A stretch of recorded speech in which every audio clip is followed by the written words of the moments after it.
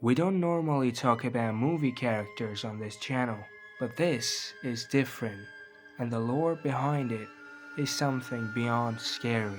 When people talk about it, they talk about Pennywise, the clown, the smile, the red balloon, but in Stephen King's novel, Pennywise is not the real horror. He is only the surface. The true horror of it is not supernatural, it is logical, passion, and disturbingly familiar. Pennywise is a system, not a monster. In the book, Pennywise is not truly a clown. He's an ancient entity that uses fear the way a predator uses weakness. Fear changes how the human mind works. It narrows attention, isolates the victim, and makes them easier to control. Pennywise adapts his shape logically. A monster that feeds the fear is more efficient than brute force. That is not fantasy or something like that. That is psychology. Derry is the real trap. One of the most frightening ideas in the book never appears clearly in the films.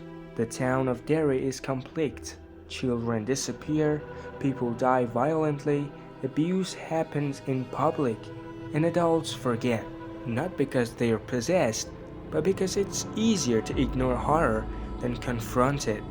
Pennywise doesn't control Derry, he depends on its silence and the violence that the films avoid. The book shows things the movies soften or remove, not flashy kills. Bodies are found later, victims are blamed, communities move on too quickly. One brutal attack in the novel happens before Pennywise even appears. The message is clear. The monster didn't start the violence, he just fed on what humans were already capable of.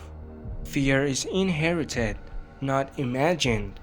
Children in it don't invent their fears, they absorb them form.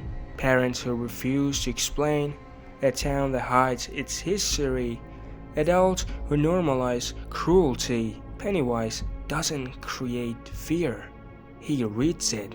That makes him less like a demon and more like a mirror. What the book and films shows, it's the deadlights. The deadlights don't scare you, they erase you. They take your soul. Victims lose language, identity, and awareness, not through pain, but through overload. It is not cinematic horror, it is existential collapse. The ritual of Chad. In the book, this ritual is not magic, it is a battle of belief. Pennywise loses power when his victims stop accepting his version of reality. That idea is terrifying because it suggests belief itself can be weaponized. Pennywise doesn't hate humans. He's calm, patient, methodical. He sleeps for decades, feeds when conditions are right, and waits. He doesn't want chaos. He wants continuity, like a parasite, like a true predator. The ending is not confronting. Even after Pennywise is defeated, the damage remains. Memories fade, trauma stays. Derry survives. And a very scary fact about Pennywise is he doesn't see the time like we do.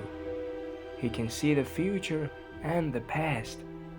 But the question that makes it more terrifying is, what if it can time travel? And if he can, what will happen to Derry and its people?